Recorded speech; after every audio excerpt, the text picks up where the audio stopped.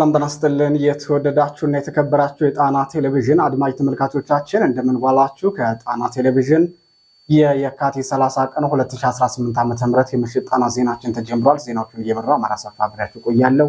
በቅድሚያ ማረስተ ዜናዎቹን እናስቀድማለን። የብልጽግናው ስርዓት በአማራ ክልል ሁለት አዳዲስ መመሪያዎችን አውርዷል። እነዚህ መመሪያዎች ምንድናቸው? በባህር ዳር እየገቡ እየተከማቹ ያሉት የጦር መሳሪያዎችስ ምንድናቸው? የሚሉትን በሰዓቱ ዜናችን የምናስደምጣችሁ ቀዳሚው መረጃችን ነው። የአማራ ፋኖ ብሔራዊ ንቅናቄ በየግንባሩ የነበሩ ክፍተቶችን እየፈታና ሽንቁሮችን እየደፈነ በሚሄድበት በዚህ ሰዓት የሸዋ ፋኖ አንድነቱን በፈጠረ በሰዓታት ልዩነት የተቀዳጀውን ታላቅ ድል አስመልክቶ የደረሰንን ልዩ መረጃ በዝርዝር እናስደምጣችኋለን። የአማራ ፋኖ የሉና ትግል ከወታደራዊ ድሉና ፖለቲካዊ ማደራጀቱ በተጓዳኝ ህዝባዊ መሰረቱን ማስጠበቅና የትግሉን ድል ባጭር ለማድረግ የሚሰራውን ስራ ከመቼውም ጊዜ በላይ አጠናክሮ ቀጥሎበታል። የነብስ የሳር ምድር የረገጠ የፋኖ ስራ በዝርዝር እናስደምጣችኋለን።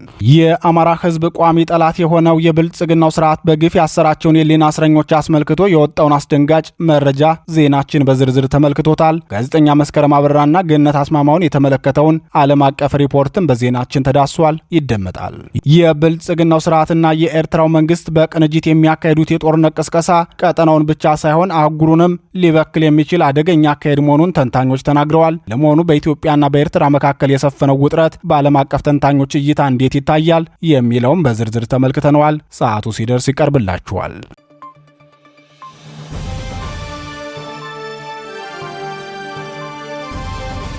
ክቡራትና ክቡራን የጣና ቴሌቪዥን ደጋፊዎች የአማራ ህዝብን ትግል ማዕከል በማድረግ ውግንናውን ለአማራ ህዝብ ማዕከላዊ ኮዝ ዘላቂ ጥቅምና የተቆጠሩ ጥያቄዎች ያደረገው ጣና ቴሌቪዥን ትግሉ የገጠመውን የስትራቴጂክ አመራር ክፍተት እንዲሞላ ህዝባዊ መሰረቱን አስጠብቆ እንዲቀጥል በማድረግና ሚዛናዊ የመረጃ ተደራሽነትን በጥራት በፍጥነትና በታማኝነት እያቀረበ የሚገኘውን የጣና ቴሌቪዥንን ለመደገፍ በርካቶች በምን እንደግፍ የሚል ጥያቄ ስታቀርቡልን መቆየታችሁ ይታወቃል።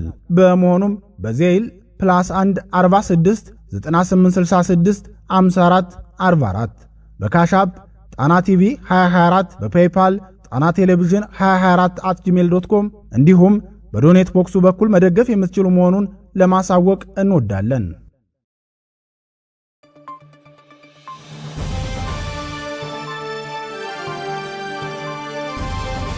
የተወደዳችሁና የተከበራችሁ የጣና ቴሌቪዥን አድማጭ ተመልካቾቻችን እነዚህንና ሌሎች የግንባርና የትንታኔ ዘገባዎችን ይዘናል። እስከ ዜናዎቻችን ፍጻሜ ድረስ አብራችሁን እንድትቆዩ እየጋበዝን ወደ ዝርዝር ዜናዎቹ እናልፋለን።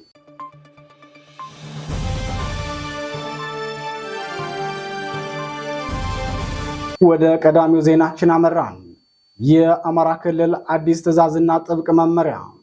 የብልጽግናው ስርዓት በአማራ ክልል የገጠመውን ፈተና አስመልክቶ አዲስ መመሪያ ማውጣቱን የጣና ቴሌቪዥን ምንጮች ገለጹ። አዳዲስ የጦር መሳሪያዎችና ድሮኖችም ወደ ባህር ዳር እንዲገቡ መደረጋቸውን ወታደራዊ ምንጮቻችን አረጋግጠዋል። የአማራ ፋኖ ብሔራዊ ንቅናቄ በሁሉም ግንባሮች የሚያካሄዳቸው የተጋድሎ ውሎችና የብልጽግናው ሰራዊትን በየጊዜው ስርዓቱን እየከዳ ከካምፕ እየወጣ መጥፋት ለስርዓቱ ከባድ ፈተና ሆኖበታል። ይህን አስመልክቶም የብልጽግናው ስርዓት በአማራ ክልል ብልጽግና በኩል ሁለት ወሳኝ የተባሉ መመሪያዎችን ተፈጻሚ እንዲሆኑ ትዕዛዝ አውርዷል። እንደ ጣና ቴሌቪዥን ወታደራዊ ምንጮች መረጃ የክልሉ መንግስት እንዲያስፈጽማቸው የቀረቡት እነዚህ ትዕዛዞች ደግሞ ሚልሻን መጠርነፍና መሳሪያ የሚጠቀመውም ለጥበቃ ሲወጣ ብቻ መሆኑን ተናግረዋል። በዚህ ትዕዛዝ መሰረትም የክልሉ ርዕሰ መስተዳድር ለክልሉ ሚልሻ ጽሕፈት ቤት ኃላፊና ሌሎች የጸጥታው ዘርፍ ኃላፊዎችን ጠርተው ባደረጉት አስቸኳይ ስብሰባ የሚልሻ አባላቱ ላይ ከፍተኛ ክትትል እንዲደረግና የመሳሪያ አጠቃቀምን በተመለከተ መመሪያ ማውረዳቸው ታውቋል። ይህ በእንዲህ እንዳለ የብልጽግናው ስርዓት ከፍተኛ የመሳሪያ ክምችት የሰራዊትና የካድሬ መዋቅሩ ማዕከላዊ ኮማንድ መገኛና የግዳጅ ስምሪት የሚተላለፍባት ባህር ዳር ከተማ ከትናንት በስቲያ ጀምሮ ከፍተኛ መጠን ያለው የጦር መሳሪያ እንደተራገፈባት የጣና ቴሌቪዥን ወታደራዊ ምንጮች ተናግረዋል። እንደ ወታደራዊ ምንጮቻችን መረጃ ባህር ዳር የተራገፉት የጦር መሳሪያዎች በቅርቡ ከቱርክ የተገዙትን ድሮኖች ጨምሮ ከፍተኛ መጠን ያላቸው የቡድን መሳሪያዎች ናቸው ብለዋል። የብልጽግናው ስርዓት የድሮን ማዘዣ ጣቢያዎችን ከማስፋፋቱ በፊት በጎንደርና ጎጃም ቀጠናዎች የሚፈጽማቸውን አብዛኞቹን የድሮን ጥቃቶች ዋና ማዘዣ ጣቢያ ያደረገው የባህር ዳሩን መኮር ግቢና ባህር ዳር ዓለም አቀፍ አውሮፕላን ማረፊያን መሆኑን በተደጋጋሚ መዘገባችን ይታወሳል። በአማራ ክልል የከፈተውን የዘር ማጥፋት ጦርነት ተራዛሚ እንዲሆን ማድረጉን ተከትሎ ከባህር ዳር በተጨማሪም በጎንደርና ሌሎች ከተሞች ጊዜያዊ የድሮን ማዘዣ ጣቢያዎችን መክፈቱ ይታወቃል። ከትናንት በስቲያ ጀምሮ በባህር ዳር እየገቡ የተከማቹት የጅምላ ጨራሽ መሳሪያዎችም ወደ ሌሎች የድሮን ማዘዣ ጣቢያዎች ጣቢያዎች ሊሰራጩ እንደሚችሉ የሚናገሩት ምንጮቻችን የመሳሪያ ክምችቶቹን የክልሉ ርዕሰ መስተዳደሩም እንኳን እንደማያውቋቸው ምንጮቻችን ተናግረዋል።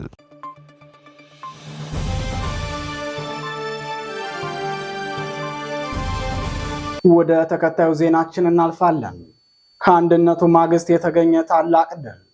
የአማራ ፋኖ ብሔራዊ ንቅናቄ ሸዋ ጠቅላይ ግዛት እዝና ጄኔራል አሳምነው ጽጌ እዝ በመካከላቸው የነበረውን ቁርሾ ካስወገዱ በኋላ በዛሬው ዕለት ሸዋ ላይ ታላቅ ወታደራዊ ድል ተሰምቷል።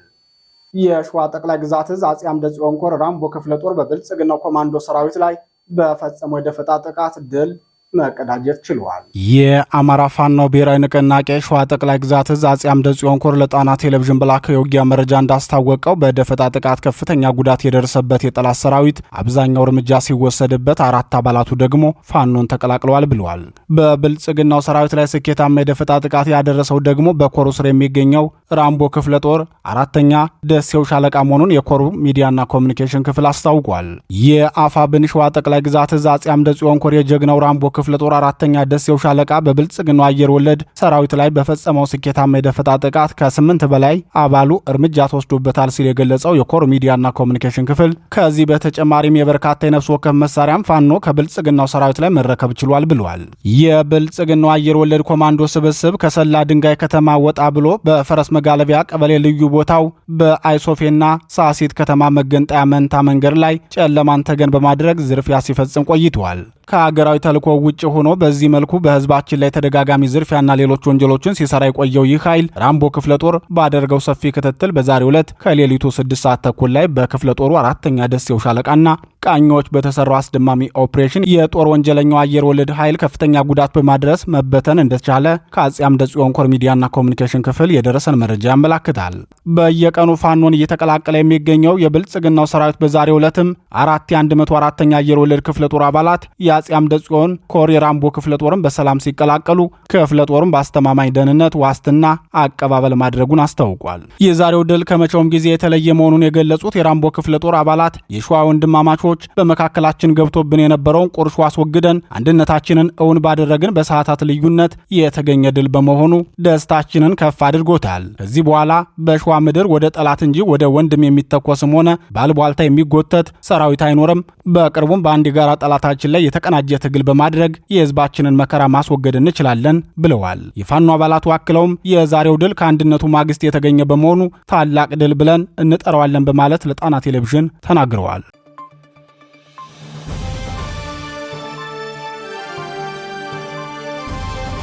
ዜናዎቻችን ቀጥለዋል። ህዝባዊነትን የማጽናት ተከታታይ ስራዎች በጎጃም ትግሉን ህዝባዊ መሰረት የሚያስያዝ ስራዎች ተጠናክረው ቀጥለዋል። በዚህም የአማራ ፋኖ ብሔራዊ ንቅናቄ አጼ ቴዎድሮስ 201ኛ ኮር 64ኛ ክፍለ ጦር በነማይ ወረዳ ቅድስት ጌና ስር ኢየሱስ ቀበሌ ህዝባዊ ውይይቶችን አካሂደዋል። በውይይቱም የአማራ ህዝብ የህልውና ትግል ያለበትን ወቅታዊ ቁመናና በአማራ ህዝብ ላይ እየተፈጸሙ ያሉ ግፎችን የግንዛቤ ማስጨበጥ ስራዎች መሰራቱን አስታውቋል። የአማራ ህዝብ የህልውና ትግል ከመደበኛ የፊት ለፊት ውጊያና ከሰራዊት ማደራጀት በተጓዳኝ በዋናነት ትኩረት የሚያደርግበት ዘርፍ ትግሉ ህዝባዊ መሰረቱን ጠብቆ እንዲጓዝ የሚያስችል ህዝባዊ ውይይቶችን ማካሄድ የትግሉን ዓላማ የደረሰበትን ደረጃና ፈተናዎቹን የትግሉ ባለቤት ለሆነው የአማራ ህዝብ ማስረዳት ቀዳሚው ስራው ነው። በዚህ በኩልም ከፍተኛ ስራዎችን በስፋት እያከናወነ የሚገኘው የአማራ ፋኖ ብሔራዊ ንቅናቄ አጼ ቴዎድሮስ በተለያዩ ቀጠናዎች የሚያካሄዳቸውን ህዝባዊ ውይይቶች አጠናክሮ ቀጥሏል። የ201ኛ ኮር 64ኛ ክፍለ ጦር በነብሴ ሳር ምድርና እነማይ ወረዳዎች በሚገኙ አካባቢዎች ያካሄደውን ህዝባዊ ውይይት አስመልክቶ ለጣና ቴሌቪዥን በላከው መረጃ የአማራን ህዝብ የትጥቅ ትግል በአጭር ጊዜ ለመቋጨት ህዝባችን ዛሬም እንደ ትናንቱ በመረጃ በሎጂስቲክና መሰል ድጋፎች ለመደገፍ የቀድሞ ዝግጁነቱን ያሳየበት ነው። ህዝባችን ትግሉን ሊጠልፉ ከጠላት ተልዕኮ ይዘው ከሚንቀሳቀሱ ግለሰቦች መጠንቀቅ እንዳለበትና ይህ ስርዓት በዚህ የትጥቅ ትግል ካልተወገደ የአማራ ህዝብ አስከፊ ሰቆቃዎችና ግድያዎች እየጨመሩ እንደሚሄዱ በክፍለ ጦር አመራሮችና በወረዳው ጊዜያዊ መንግስት አመራሮች በሰፊው ተብራርቷል ሲል የኮሮ ህዝብ ግንኙነት ኃላፊ ተናግሯል። የአማራን ህዝብ ለተራዘመ ስቃይና ለከፋ መከራ ለመዳረግ ያልተቋረጠ ጦርነት የከፈተውን የብልጽግናውን ስርዓት ለአንዴና ለመጨረሻ ጊዜ ለማስወገድ የአማራ ህዝብ በየደረጃው ራሱን እያደራጀና ከፋኖ ጋር እየተናበበ ትግሉን ማካሄድ እንደሚገባም ተሰብሳቢዎች ተናግረዋል። በመጨረሻም የኮርና የክፍለ ጦር አመራሮችና የወረዳው ጊዜያዊ መንግስት አመራሮች የቀጣይ የስራ አቅጣጫ ተሰጥተዋል።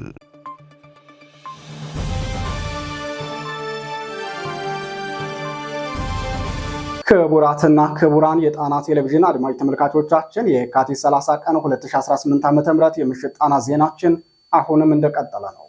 ምርጫችሁ ስለምታደርጉን እናመሰግናለን። የአማራ እስረኞች በቂሊንጦ ምን ገጠማቸው? የብልጽግናው ስርዓት በግፍ ያሰራቸው የአማራ ተወላጆች በቂሊንጦ ማረሚያ ቤት ከፍተኛ ግፍና ስቃይ እንደደረሰባቸው ታወቀ።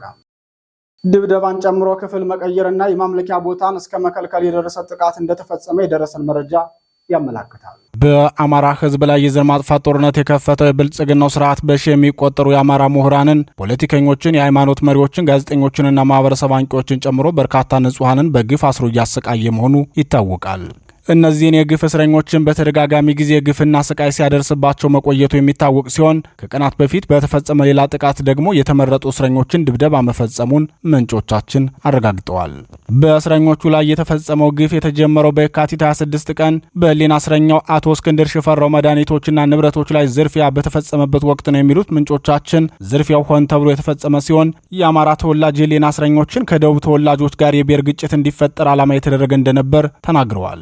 ክስተት ተከትሎም ከትናንት በስቲያ የካቲት 28 ቀን በአማራና በደቡብ ተወላጆች መካከል የብሔር ግጭት በመፍጠር ሆን ብሎ አማሮችን ብቻ በመለየት ሲያንገላቱና ሲደበድቡ ውለዋል። በማረሚያ ቤቱ አስተዳደር በኩል በተለይ ረዳት ኢንስፔክተር አማራ የሚባሉት የጥበቃ ደህንነት ተወካይ ባሰማሩት ኃይል የጭስ ቦምብ በመወርወርና በር በመዝጋት ብዙዎቹ ጉዳት እንዲደርስባቸው ማድረጉን ተናግረዋል። ይህ በእንዲህ እንዳለ በግፍ እስር ላይ የሚገኙት የህሊና እስረኞችን ጋዜጠኛ ገነት አስማማውንና መስከረም አበራን በተመለከተ ዓለም አቀፉ የጋዜጠኞች መብት ተሟጋች ሲፒጂ ለብልጽግናው መንግስት ማሳሰቢያ ሰጥቷል። ሁለቱም ሴት ጋዜጠኞች ያለምንም ቅድመ ሁኔታ እንዲፈቱ ጥሪ ያቀረበው ዓለም አቀፉ የጋዜጠኞች መብት ተሟጋች ድርጅት ሲፒጂ ዓለም አቀፉን የሴቶች ቀን አስመልክቶ ባስተላለፈው ጥሪው መንግስት የበይነ መረብ ጋዜጠኞች የሆኑትን ጋዜጠኛ መስከረም አበራንና ገነት አስማማውን ከስር ሊፈታቸው ይገባል። የመስከረምና የገነት እስር በተለይ ከፖለቲካና ከግጭት ጋር የተያያዙ ዘገባዎችን በሚሰሩ ሴት ጋዜጠኞች አያያዝ ዙሪያ ስጋት የሚፈጥር ሆኖ አግኝተነዋል። እስሩ የጋዜጠኝነትን ስራ እንደ ወንጀል የማየት አካሄድ ማሳያ ነው ሲል ወቀሳ አቅርቧል። የብልጽግናው ስርዓት ሁለቱን ጋዜጠኞች ጨምሮ በርካታ የአማራ ጋዜጠኞችን፣ ምሁራንን፣ ፖለቲከኞችንና ወጣቶችን የሽብር ክስ የተመሰረተባቸው ሲሆን ሁለቱ ጋዜጠኞች በመጪው ሚያዝያ 23 መከላከያ ምስክራቸውን ለፍርድ ቤት ያቀርባሉ ተብሎ ይጠበቃል። ጋዜጠኛ ገነት አስማማው በቅርቡ በማረሚያ ቤት በደረሰባት የጤና ችግር ምክንያት ከፍተኛ ህመም ላይ መሆኗን መዘገባችን ይታወሳል።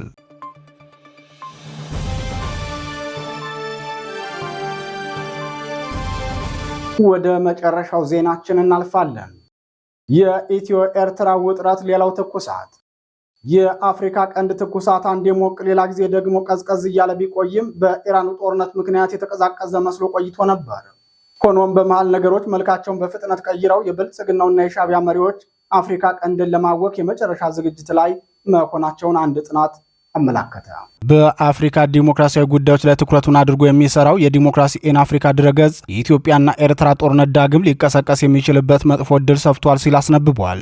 ዶክተር ዮሐንስ ገዳሙ በተባሉ የፖለቲካ ተንታኝ የተሰናዳው የዲሞክራሲ ኢን አፍሪካ የትንታኔ ዘገባም በሻዕቢያ መሪዎችና በህወሓት መሪዎች መካከል የነበረው ቁርሾ ባለመሻሩ ጦርነቱ በ1990 መጀመሩን ገልጾ እስከ 2010 ዓ.ም ግንኙነቱ ተቋርጦ መቀጠሉን ያስታውሳሉ። ሁለቱ ሀገራት በብልጽግናው ሊቀመንበርና በኤርትራው ፕሬዝዳንት የሁለትዮሽ ግልጽ ያልሆኑ ግንኙነቶች አማካኝነት አገራቱ ሰላም አውርደው የነበረ ቢሆንም የባህር በር መዳረሻ ጉዳይ ለሁለቱ አገራት ዳግም የጦርነት መቀስቀስ መንስኤ መሆኑን ምሁሩ ይናገራሉ። በአሜሪካን ሀገር የጆርጂያ ዊኔት ኮሌጅ ፖለቲካል ሳይንስ ፕሮፌሰር የሆኑት ዶክተር ዮሐንስ ገዳሙ የትንታኔ ጽሑፋቸውን ሲቀጥሉም የባህር በር መዳረሻ ጉዳይ በአፍሪካ ቀንድ ከፍተኛ እልቂት የሚያስከትለውን ጦርነት ዳግም ሊቀሰቅስ የሚችልበትን እድል ማስፋቱን ይገልጻሉ። የኤርትራ መሪዎች በተለይም ፕሬዚዳንት ኢሳያስ አፈወርቂ ከብልጽግናው ለሚቀርብላቸው ወቀሳ የሚሰጡት ምላሽ ብልጽግና የራሱ የፖለቲካ ፍላጎትም ሆነ አገራዊ ራዕይ የለውም፣ የእሱ ስራ የተባበሩት አረብ ኤሚሬቶችን ተልዕኮ ተቀብሎ ማስፈጸም ነው ሲሉ ይናገራሉ። የብልጽግናው ሊቀመንበር በበኩላቸው የኤርትራ መሪዎች የራሳቸው ዓላማ ሳይኖራቸው ከጠላቶቻችን ጠመንጃ እየተቀበሉ ማስተላለፍ ነው ስራቸው። እንደ ጥሩ ጎረቤት የምመክራቸው ማስተላለፊያ አትሆኑ፣ ራሳችሁን ብቻ ሆኑ ብዬ ነው ሲሉ መዝለፋቸው አይዘነጋም። ከምስረታው ጀምሮ ለኢትዮጵያ ሀገረ መንግስት ምስረታና የሀገሪቱንም አማዶች አምርሮ የሚጠላው ሻዕቢያ በቅርቡ የነጻነት ቀኑን ሲያከብር በኢትዮጵያ ነገስታት ላይ ያሳየው ነውረኛ ድርጊት አይዘነጋም። በአገር ቤት ከሁሉም ብሔረሰቦች ጋር የተጣላው ብልጽግናን በተመሳሳይ ባንዳነትን ልንጸየፈው ይገባል ይገባል እያለ ይናገር እንጂ የባንዳነት መስፈርቶችን ያለ ተቀናቃኝ የሚያሟላ መሆኑን በሁለት ክስተቶች እናስታውሳለን። የአድዋ ድልን ከህዝባዊ በዓልነት ወደ ካድሬ መገናኛ ፌስቲቫል ከቀየረው በኋላ በተጋድሎ የነበሩ ሁነቶችን እንዳይጠቀሱ ማድረጉ፣ የድሉ መሪዎች ስማቸው ተነስቶ ህዝብ እንዳያውቃቸው ማስደረጉ፣ የህዝባዊ በዓል መገለጫዎቹን ቀምቶ የካድሬ በዓል ማድረጉና የመሳሰሉ ድርጊቶቹ የባንዳነት መገለጫዎች ናቸው። ሌላው የብልጽግናው መንግስት በባንዳነት እንዲወሳ የሚያደርገው ደግሞ የራሱን ህዝብ በድሮን እየገደለና የራሱን መሬትን በጎረቤት ሀገራት አስወርሮ ለተባበሩት አረብ ኤሚሬቶች ፍላጎት ሲሆን ሱዳንና ሶማሌላንድ ድረስ ገብቶ ተልዕኮ ፈጽሞ የሚወጣበት ተግባሩ ነው። የኢትዮ ኤርትራ ጦርነት አልጀርስ ላይ እስኪጠናቀቅ ድረስ ከ90 ሺህ በላይ ህዝብ የበላ አስከፊ ጦርነት ነበር። በዚህ ጦርነት ኢትዮጵያ ወታደራዊ ድል መቀዳጀት ብትችልም በወቅቱ የህወሓት ሊቀመንበር መለስ ዜናዊን ጨምሮ ሁሉም የህወሓት መሪዎች የባህር በርን ጉዳይ እንዳይነሳ በማድረጋቸው ኢትዮጵያ በጦር ሜዳ አሸነፋ ጠረጴዛ ላይ ተሸናፊነትን ነበር ያላበሷት። አሁን ደግሞ ህወሓትና ሻዕቢያ ጥምረት ፈጥረው ለጦርነት እየተዘጋጁ መሆናቸውን የተለያዩ ምንጮች እየገለጹ ሲሆን ምናልባትም በቅርቡ በትግራይ ክልል ወይም በአማራና በአፋር ክልሎች በኩል ጦርነት ለመክፈት በዝግጅት ላይ መሆናቸውን ወታደራዊ ተንታኞች ይናገራሉ። የሁለቱ ሀገራት ጦርነት የሚጀመር ከሆነ በአፍሪካ ከፍተኛ እልቂት የሚያስከትል ጦርነት ይሆናል ብሎ የሚናገረው የዲሞክራሲ ኢን አፍሪካ ድረገጽ ትንታኔ ወደ ጦርነት የመገባት ዕድሉ ከፍ ብሏል ሲል ይገልጻል። የትንታኔ ጽሑፍ አዘጋጅ ዶክተር ዮሐንስ ሲቀጥሉም ወደ ጦርነት የመመለስ አደጋው እውን ከመሆኑ በፊት ውጥረቶችን ለማርገብ የዲፕሎማሲና የፖለቲካ ጥረቶች ጊዜ እያለፈባቸው ይመስላል። ኢትዮጵያ ለኤርትራ በጻፈችው ደብዳቤ ለውይይት ክፍት እንደሆነች ተናግራለች። አዲስ አበባ የባህር ጉዳዮችንና በአሰብ ወደብ በኩል ወደ ባህር መድረስን ጨምሮ ሰፋ ባሉ ድርድሮች ላይ ለመሳተፍ ፈቃደኛ መሆኗን ትገልጻለች። ውይይት የኢትዮጵያን አስተማማኝ የባህር መዳረሻ ፍላጎትና የኤርትራን ሉዓላዊነት የሚሰነዝረውን ጥቃት ስጋት ሊፈታ ይችላል። አሁን ዲፕሎማሲያዊ ግንኙነት የግጭት መከሰትን ሊከላከል ይችላል። የሱዳን ጦርነት ወደ 4ኛው ዓመት እየተቃረበ ሲመጣ አካባቢው ሌላ አቅም የለውም። ዋና መስሪያ ቤቱን በአዲስ አበባ ያደረገው የአፍሪካ ህብረት በተለይ ጊዜ ከማለቁ በፊት ሁለቱንም ሀገሮች ወደ ድርድር ጠረጴዛው መጋበዝ አለበት ሲሉ ይናገራሉ። በኤርትራና በብልጽግናው መንግስት መካከል የሚደረጉ የቃላት ልውውጦች ግን እስከ መቼ ጦርነቱን ጀምረ ነው ቶሎ ቶሎ ተኩሰን የሚል የጦር ናፍቆትን የያዘ መሆኑን በርካታ ተንታኞች ይስማሙበታል። ክቡራትና ክቡራን የጣና ቴሌቪዥን ደጋፊዎች የአማራ ህዝብን ትግል ማዕከል በማድረግ ውግንናውን ለአማራ ህዝብ ማዕከላዊ ኮዝ ዘላቂ ጥቅምና የተቆጠሩ ጥያቄዎች ያደረገው ጣና ቴሌቪዥን ትግሉ የገጠመውን የስትራቴጂክ አመራር ክፍተት እንዲሞላ ህዝባዊ መሰረቱን አስጠብቆ እንዲቀጥል በማድረግና ሚዛናዊ የመረጃ ተደራሽነትን በጥራት በፍጥነትና በታማኝነት እያቀረበ የሚገኘውን የጣና ቴሌቪዥንን ለመደገፍ በርካቶች በምን እንደግፍ የሚል ጥያቄ ስታቀርቡልን መቆየታችሁ ይታወቃል። በመሆኑም በዜል +1 46 9866 54 44 በካሻፕ ጣና ቲቪ 2024 በፔይፓል ጣና ቴሌቪዥን 2024@gmail.com እንዲሁም በዶኔት ቦክሱ በኩል መደገፍ የምትችሉ መሆኑን ለማሳወቅ እንወዳለን።